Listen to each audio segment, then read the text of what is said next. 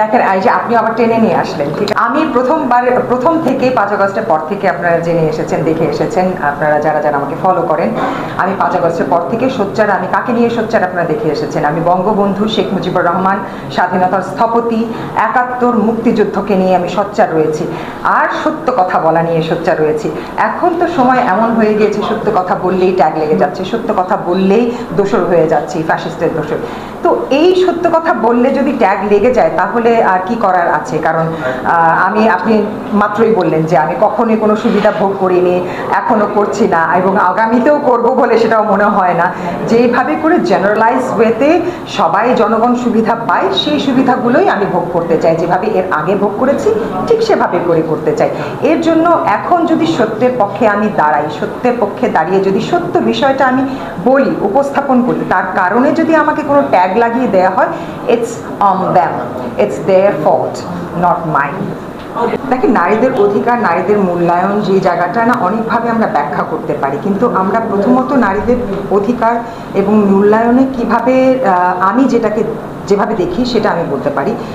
আমি নারী অধিকার বলতে যে নারী যে কোনো জায়গায় যে কোনো পরিস্থিতিতে নিজেকে সে উপস্থাপন করবে এবং নিজের যেই ক্যালিবার আছে, নিজের যে স্কিলস আছে সেটা দেওয়ার মানে প্রশ্নবদ্ধ হবে না, সেটা করতে প্রশ্নবদ্ধ হবে না।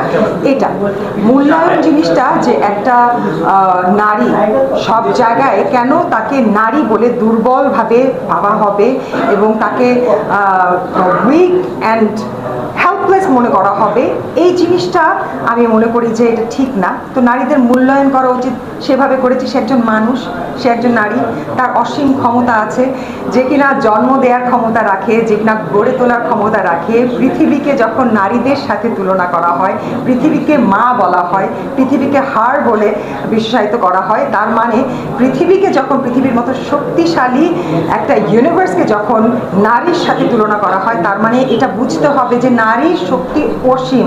তো নারীদের মূল্যায়ন তো ওভাবে করতে হবে, সেই জায়গায় তো মূল্যায়ন হয় না। Have you known about honesty and righteousness? If you know about honesty, if you know about righteousness, then you know what honesty means, and righteousness gives you the power to be yourself. যে মানুষটা কখনো কোনো দুর্নীতি করে না, যে মানুষটা কখনো কোনো অপরাধ করে না, যে মানুষটা সততা এবং নীতি নিয়ে সারা জীবন চলে থাকে, সেই মানুষটার কাছে যে এই প্রশ্নটা করাটা আসলে একটা অবান্তর প্রশ্ন, কারণ সেই মানুষের শক্তি সততা এবং সেই নীতি থেকেই আসে। মানুষ যা বলে, it's a freedom of expression. People have their expression and people have their freedom to express them the way they want to. কিন্তু কে কি বলছে সেটা নিয়ে আমি তখনই গুরুত্ব দিব সে মানুষটা কোন অবস্থান থেকে বলছে, সেই অবস্থানটা, তার অবস্থানটা দেখে। তো যারা দেখা যাচ্ছে খুবই নেগেটিভ ওয়েতে অ্যাপ্রোচ করে, তাদের অবস্থানটা তারা সেখানেই প্রমাণ করে দেয়। তো সেখানে তো আমি ডেফিনেটলি তাদেরকে কোনো প্রায়োরিটাইজ করার মতো কোনো জায়গা দেখি না। অ্যান্ড আমি বলবো যে I have no particular judgement on their opinion or on their decision. However they want to say or they want to think about me, they are free to do it.